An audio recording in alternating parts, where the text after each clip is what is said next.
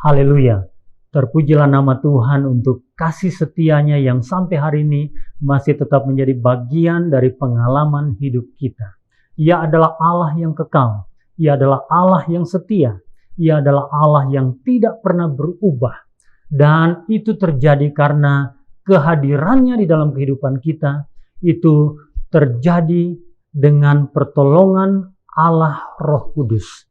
Tahun ini tema kita, seperti saya sudah sampaikan pada bulan yang lalu, tema kita pada tahun ini adalah seirama dengan Roh Kudus. Di dalam beberapa kesempatan saya berjumpa dengan prajurit dan juga opsir yang menyampaikan betapa mereka diberkati, didorong, diinspirasikan untuk hidup lebih lagi dekat dengan Tuhan melalui pimpinan Roh Kudus. Untuk itu pada hari ini saya ingin mengajak kita untuk melihat lebih jauh bagaimana kehidupan orang yang dipimpin oleh Roh Kudus. Saya mengajak kita terlebih dahulu berdoa. Kita satu di dalam doa. Bapa di surga, kami datang kepadamu secara khusus untuk menyerahkan perenungan singkat ini di dalam tangan Tuhan, supaya Tuhan sendiri yang berbicara kepada kami. Tuhan sendiri yang menolong kami. Tuhan sendiri yang memberikan pengertian kepada kami.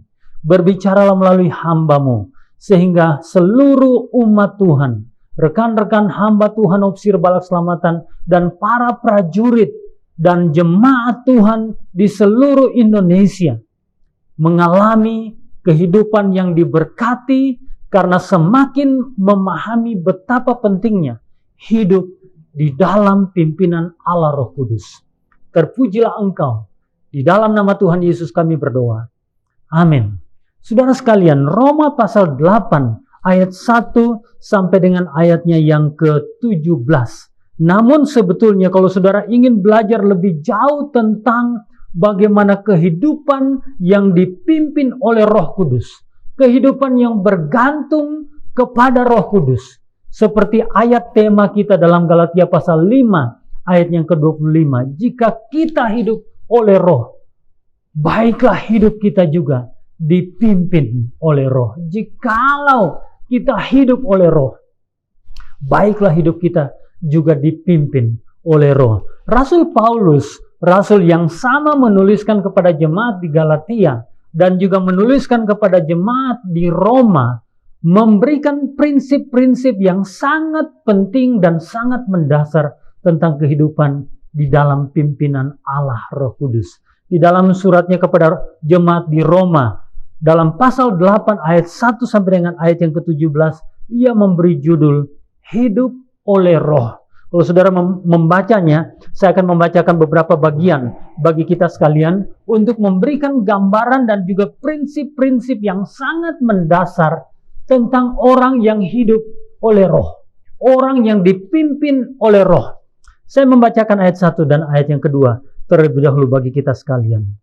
Demikianlah sekarang, tidak ada penghukuman bagi mereka yang ada di dalam Kristus.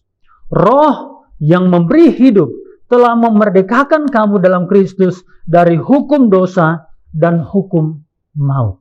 Prinsip yang pertama, orang yang dipimpin oleh Roh, orang yang hidup oleh Roh, yang pertama ia mengalami kemerdekaan di dalam Kristus. Ia tidak lagi diperbudak. Ia tidak lagi diikat oleh kuasa kegelapan. Ia tidak lagi diikat oleh kuasa-kuasa yang sifatnya kebiasaan masa lalu. Kebiasaan-kebiasaan duniawi. Kebiasaan-kebiasaan daging yang dari waktu ke waktu mengikat dia. Yang pertama, ia telah dimerdekakan. Maka saudara-saudara sekalian, itu akan menjadi tolok ukur atau menjadi kriteria pertama atau menjadi bukti pertama apakah seseorang sedang dipimpin oleh Roh atau tidak. Maka pada kesempatan ini saya ingin mengajak seluruh hamba-hamba Tuhan dan juga seluruh jemaat warga Balak Selamatan untuk bertanya lagi di dalam dirinya, apakah saya benar-benar telah mengalami kemerdekaan itu? Apakah saya benar-benar telah mengalami pembebasan itu?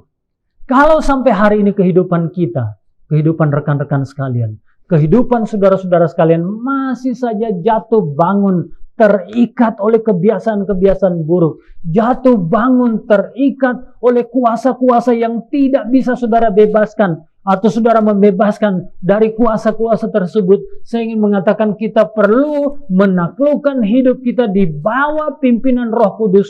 Supaya ketika kita dipimpin oleh kuasa itu, roh itu, maka kita tidak akan bisa dikuasai oleh kuasa-kuasa yang lain. Amin.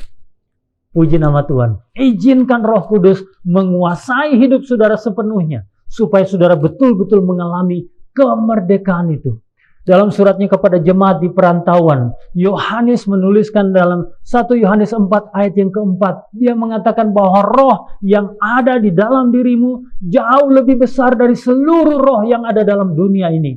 Saudara sekalian, maka itu menjadi jaminan bagi kita. Bahwasanya kalau kita izinkan roh itu memimpin hidup kita, tidak ada satupun kuasa di dalam dunia ini yang memperbudak kita.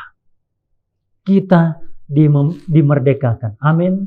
Kita dimerdekakan. Itu yang pertama. Kemudian Rasul Paulus melanjutkan dalam ayat yang kelima dan ayat yang keenam. Dikatakan demikian. Sebab mereka yang hidup menurut daging memikirkan hal-hal yang dari daging. Mereka yang hidup menurut roh memikirkan hal-hal yang dari roh. Karena keinginan daging adalah maut. Tetapi keinginan roh adalah hidup, damai, sejahtera. Tadi saya berbicara dimerdekakan. Tetapi saudara-saudara sekalian, gambaran berikutnya, kesaksian nyata berikutnya yang tidak banyak orang lain mengetahui tentang kehidupan kita apakah dipimpin roh atau tidak adalah keinginan kita.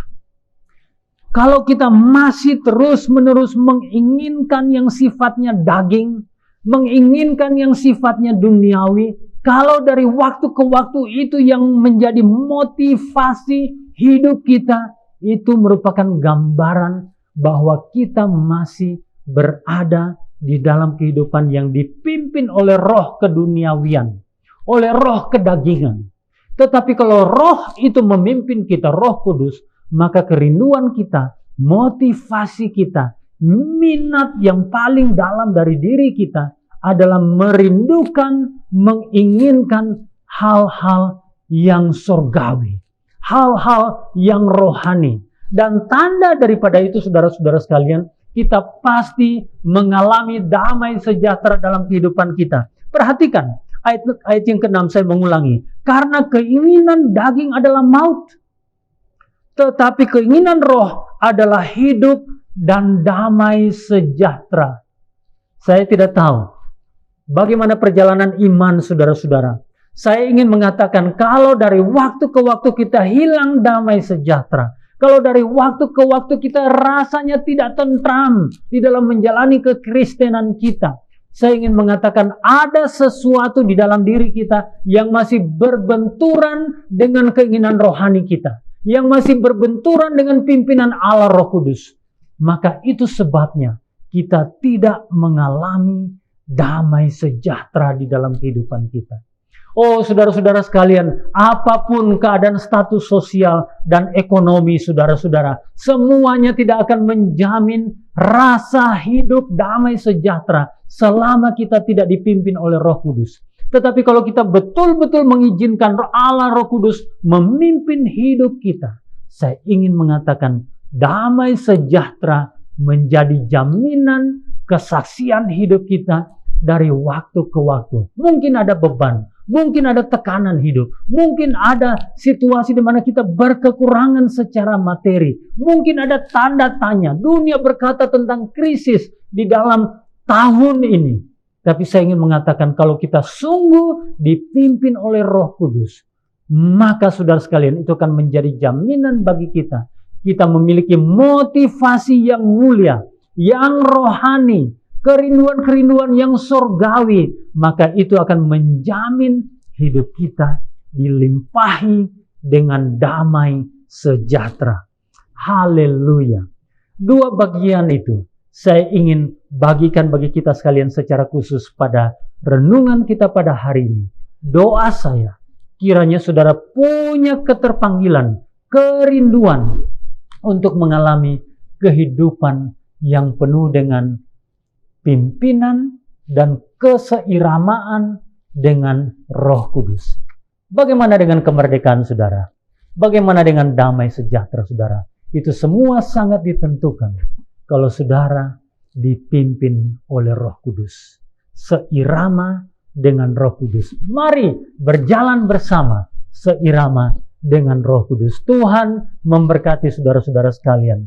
Kita satu di dalam doa. Bapa di surga, kami datang kepadamu berdoa secara khusus berterima kasih untuk firman Tuhan yang mengingatkan kepada kami, jikalau kami hidup oleh Roh, maka baiklah hidup kami juga dipimpin oleh Roh. Maka dengan demikian kami perlu menyaksikan bahwa hidup kami telah dimerdekakan oleh Kristus. Hidup kami memiliki motivasi kerinduan yang hanya menuju kepada nilai-nilai surgawi. Sehingga dengan demikian buktinya, kesaksiannya bagi kami adalah kehidupan yang penuh dengan damai sejahtera. Kalau ada di antara jemaat Tuhan, bahkan hamba-hamba Tuhan yang hari-hari ini yang membutuhkan dimerdekakan, yang membutuhkan hidup yang lebih merdeka, hamba berdoa, ya Bapa, kuasa-Mu itu merdekakanlah kami, bebaskanlah kami, berikanlah kami hidup yang berkelimpahan di dalam Kristus. Kami berdoa secara khusus kalau ada di antara kami yang berkekurangan, mengalami beban, ada di antara hidup-hidup umat Tuhan yang mengalami tekanan sedemikian rupa, kehilangan damai sejahtera, mungkin karena sakit, penyakit, dan kekurangan.